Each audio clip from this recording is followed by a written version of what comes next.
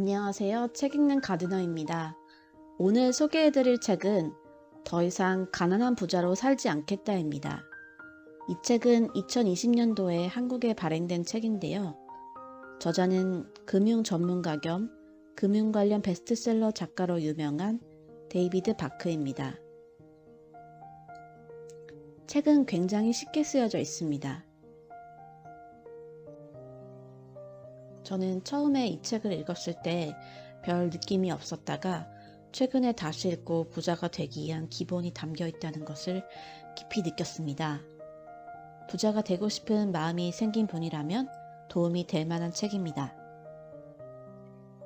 그럼 오늘은 이 책의 서문과 제10장 지금 부자로 살아라 일부를 읽겠습니다. 먼저 서문입니다. 한국 독자들에게 우리는 모두 부자를 꿈꾼다. 당신은 혹시 부자가 되기 위해서는 복권밖에 방법이 없다고 생각하는가? 또는 그동안 새까맣게 몰랐던 진짜 친부의 존재를 알게 되어 수백억 대의 재산을 물려받는 그런 드라마 같은 상상을 하는가? 아니다. 당신의 믿음은 잘못되었다. 내가 이 책에서 이야기할 방법과 달리 얼토당토 않은 소리다. 사실 부자가 되는 방법은 당신이 하고 있는 상상보다 더 간단하다.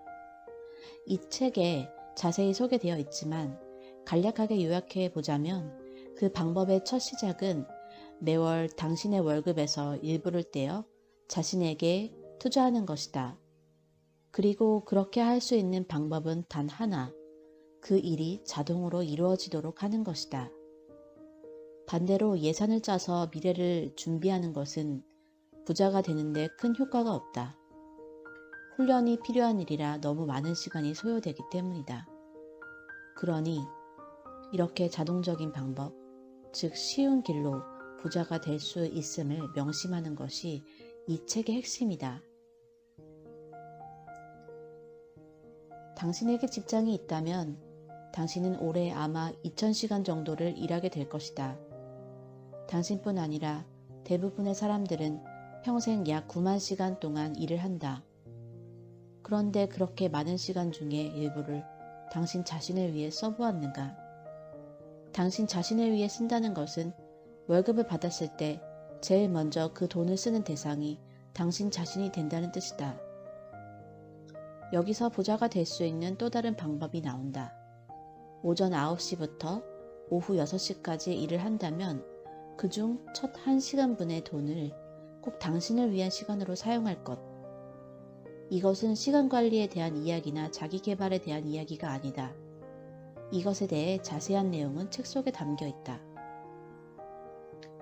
순간순간에 충실한 삶을 살아라. 나는 얼마 전에 베니스에서 돌아왔다. 이탈리아에 있을 때 어머니가 나를 찾아오셨고 열흘간 이탈리아를 구경시켜 드렸는데 어머니와 이탈리아를 함께 경험한 것은 정말 더없는 축복이었다. 사람들은 내게 이탈리아의 무엇이 그리 특별하냐고 묻지만 한 문장으로 요약하기 어려울 것만큼 특별한 것이 많다. 어디를 가든 아름다운 경치와 친절한 사람들, 훌륭한 음식과 깊은 역사와 예술, 무엇보다도 이탈리아인들이 살아가는 모습을 보는 것이 좋았다. 이탈리아인들은 일하기 위해 사는 게 아니라 살기 위해 일하기 때문이다. 그들의 여유로운 삶의 속도에 놀랄 정도로.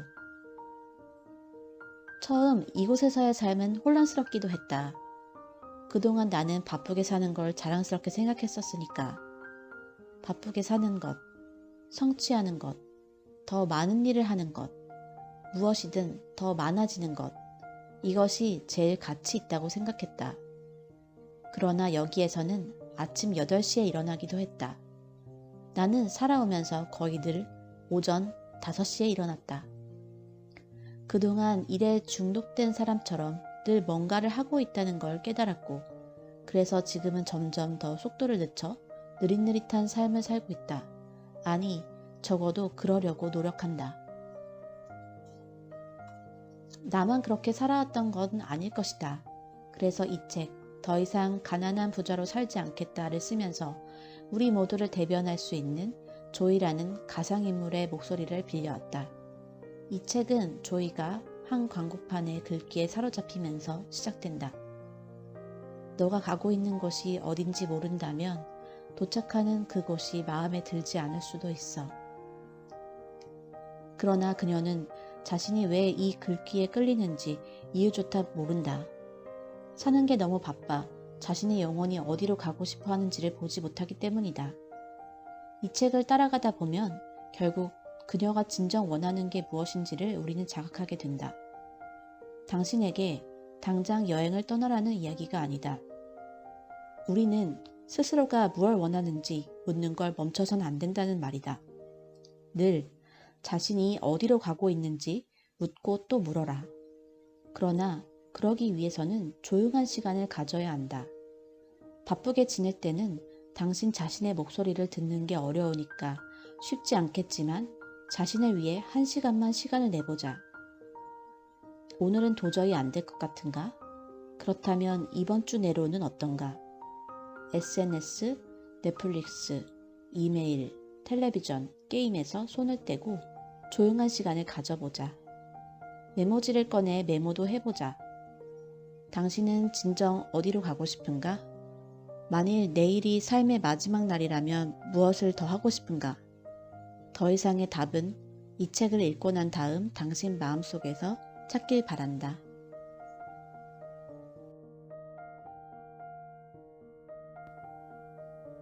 170페이지입니다. 대부분의 사람들이 왜 돈을 못 모으는지 알아요? 설마 모은다 해도 왜 아주 조금밖에 못 모으는지, 그러니까 큰 돈을 만질 수 없는지 알아요? 순전히 핵심을 보지 못하기 때문이에요. 이것들, 자유, 모험, 아름다움. 헨리가 자신이 쓴 세 단어를 고개로 가리키며 말했다. 이것들이 핵심이에요. 사람들은 대개 더 큰 집, 더 좋은 자동차 아니면 단순히 더 나은 봉급에 대해 이야기하죠. 하지만 이런 것들은 사실 그리 중요하지 않아요. 정말 중요한 건 이것들이 가져다 주는 것이죠. 사진 강좌를 듣고 싶다는 단기적인 꿈이든 아니면 세계 각지로 여행을 다니고 싶다는 장기적인 꿈이든 조이 당신이 갖고 있는 이런 꿈들이 중요해요. 아니, 이런 꿈들은 중요한 정도가 아니라 산소와 같아요. 그것 없이는 숨이 막혀 살 수가 없죠. 당신이 원하는 것들의 리스트는 아직 완성되지 않을 것일 수도 있어요. 당연히 리스트를 수정하거나 추가하고 싶을 수 있겠죠. 그러나 결국 이것들이 당신의 가치가 될 거예요.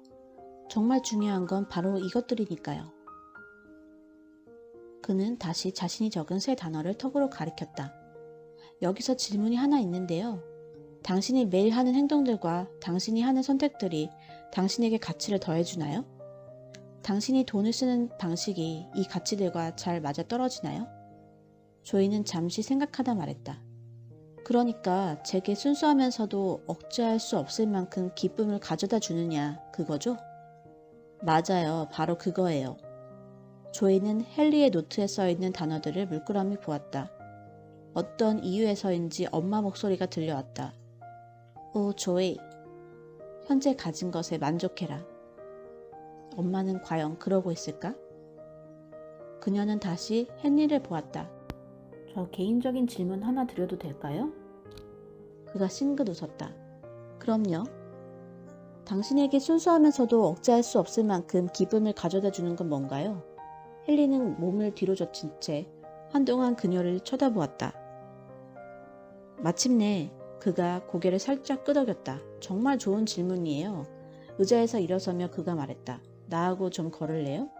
그가 자신의 이야기를 하는 동안 두 사람은 큰 원을 그리며 천천히 걷기 시작했다. 36년 전 한 좋은 친구가 내게 똑같은 질문을 했어요. 나는 내 자신에게 그런 질문을 해본 적이 없었고 그래서 그 질문에 답할 수 없다는 걸 깨닫고 충격을 받았어요. 그동안 불행하지는 않았어요. 괜찮은 회사에 다니는 젊은 건축가였죠. 전도 유망했고 미래도 보장되어 있었고요. 내가 하는 일도 좋았고 같이 일하는 사람들도 좋았어요. 그런데 그게 순수하면서도 억제할 수 없을 만큼의 큰 기쁨을 가져다 주었냐? 그는 머리를 천천히 저었다. 아니요, 인정하지 않을 수 없었던 게 그렇지 않았어요. 하루 몇 시간씩 죽어라 이랬지만 그래봐야 내가 진정 원하는 삶에는 조금도 가까이 다가가지 못하고 있었거든요. 그래서 고용주를 만나 휴가를 좀 갖기로 타협을 봤어요. 곧 가방을 싸고 비행기를 예약한 뒤 바로 유럽으로 떠났죠. 처음엔 몇 주 쉬면서 재충전할 계획이었어요. 모든 걸 다시 생각해보고 싶었거든요. 그 여행은 철저한 안식 휴가였어요. 그러면서 헨리가 싱긋 웃었다. 그런데 결국 다시는 그 직장으로 돌아가지 않게 됐죠. 친구들은 날더러 미쳤다고 했어요. 그는 말을 이었다. 더없이 좋은 직장을 내던졌으니까요. 내가 아는 한 그들이 옳았어요. 하지만 이후 수년간, 정말 수년간 난 내 자신에게 말했어요. 헨리, 언젠가는 세상을 돌아다니며 지구상에서 가장 매력적이고 아름다운 장소들을 찾아 카메라에 담게 될 거야. 그러고선 실제로 그렇게 했어요. 최선의 삶을 은퇴할 때까지 미룬다는 생각이 말도 안 된다고 느껴졌어요. 그래서 회사에 알리고 6주를 더 여행했죠. 그리고 집에 돌아온 뒤 좋아하는 동네의 한 가게에 딸린 빈 공간을 임대해 사업 자금 대출을 받았어요. 그리고 카페를 시작하신 거군요. 헨리가 고개를 끄덕였다. 먼저 내 자신을 위해 쓰기 시작했죠. 내 삶을 소유하기 시작한 거예요. 그리 오래지 않아 그 건물도 소유하게 됐고요. 그리고 첫 번째 여행 이후 매년 6주씩 세상을 보러 다녀요. 지난 36년간 100개도 넘는 국가들을 다녀왔죠. 조이는 그 36년의 세월이 바로 자신의 눈앞에 있다는 걸 깨달았다. 온몸에 전율이 일었다. 그럼 이 사진들을 다 그녀가 속삭이듯 말했다. 직접 찍으신 거군요. 헨리가 그녀를 보며 미소 지었다. 일전에 말했듯 당신이 끌리는 사진, 나도 제일 좋아하는 사진이에요. 한참을 걷던 두 사람은 동틀역의 미코노스 사진 앞에 이르렀다. 다시 함께 물끄러미 그 사진을 바라보았다. 이 사진을 찍던 날이 기억나요. 마치 바로 지금의 일처럼 생생히. 헨리의 목소리가 마치 멀리서 들리듯 부드럽게 들렸다. 셔터를 누른 순간 카메라를 내려놓은 뒤 한쪽 무릎을 꿇고 청혼을 했죠. 그리고 그녀가 좋아요 했고요. 조이가 속삭이듯 말했다. 네, 좋아요 했죠. 그가 동의했다. 헬레나? 헨리가 미소 지었다. 헬레나. 그리스 전체를 통틀어 가장 아름다운 여성, 트로이 전쟁의 헬렌 같은 여자였죠. 우리는 몇 주 전 바로 거기 그 부둣가에서 처음 만났어요. 첫 번째 여행에서였죠. 철저한 안식 휴가 말이에요. 그녀는 나와 함께 미국으로 돌아왔고 헨리는 이 대목에서 잠시 말을 멈춘 뒤 카페 안에 있는 모든 사진들을 품에 안는 것처럼 두 팔을 벌렸다. 마치 그녀가 여기 있어요 라고 말하는 몸짓 같았다.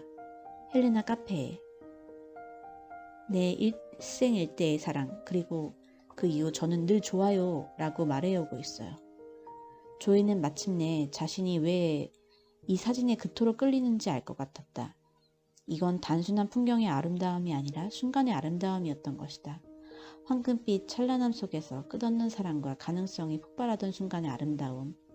카페에 있는 모든 사진들이 마찬가지일 것이었다. 하나같이 헨리의 삶에서 특별했던 순간들이 담겨 있을 테니까. 조이는 헨리에 대한 한 가지 의문이 풀렸다. 자신으로 하여금 계속 그의 주변을 맴돌게 하는 헨리의 어떤 특성. 베런과 조지아와 바바라뿐만 아니라 많은 사람들을 끌어당기는 헨리의 특성을 알 것 같았다. 무언가 자석 같은 면이 있어. 카리스마 같기도 하지만 그것만도 아니고. 아니, 그건 조용한 기쁨, 일종의 만족 같은 것이었다.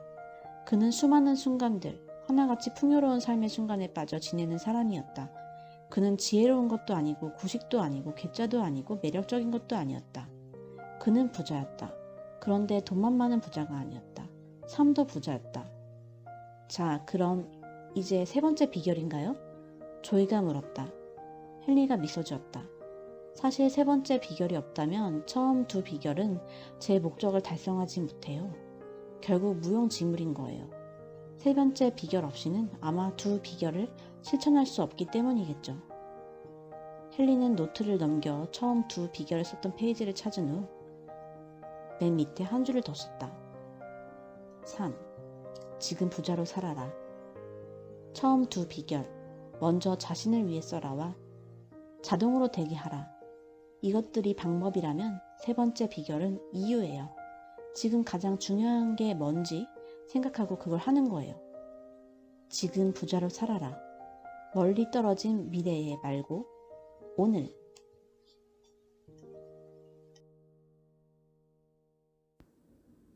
지금까지 책 읽는 가드나였습니다. 감사합니다.